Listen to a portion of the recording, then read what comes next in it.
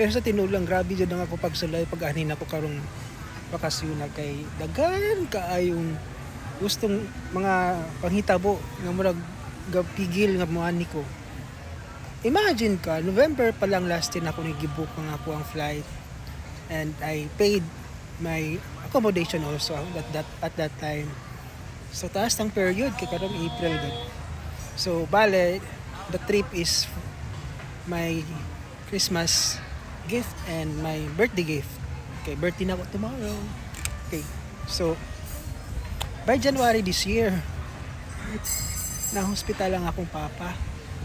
Siyempre nakagasto na punta. February, siguro to, ang mga office mate na ako na sila official travel diri at staying at the same hotel. So marag na kuan nga ako ang ka-excitement kay no. Grabe man pud naunhan man pud ko sa ilaang kuan.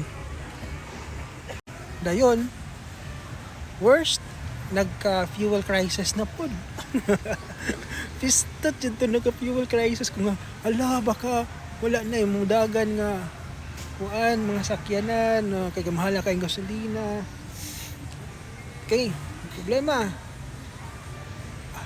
ito na pinaka worst siguro ang Lord ayaw lagi ka ato dong na hospital ta pero tin ako paningkamot og loss og weight nag-gym pa ko na yun di ay nagka heart attack ako 2 weeks ago pa baya ko na hospital na confine and sa tinuod lang wala ko tugti sa doktor mo dayon but I took the risk kay dili ba po ni kanunay ay dili ba po to sayo na kung igasto and tanawa no palang no that's so worth it ang risk and I'm taking care of myself no worries I'm taking care of myself unang gamay na ko gasto dili karon especially sa kaon because my breakfast is free dahil ang akong pagkaon is paan lang I range it from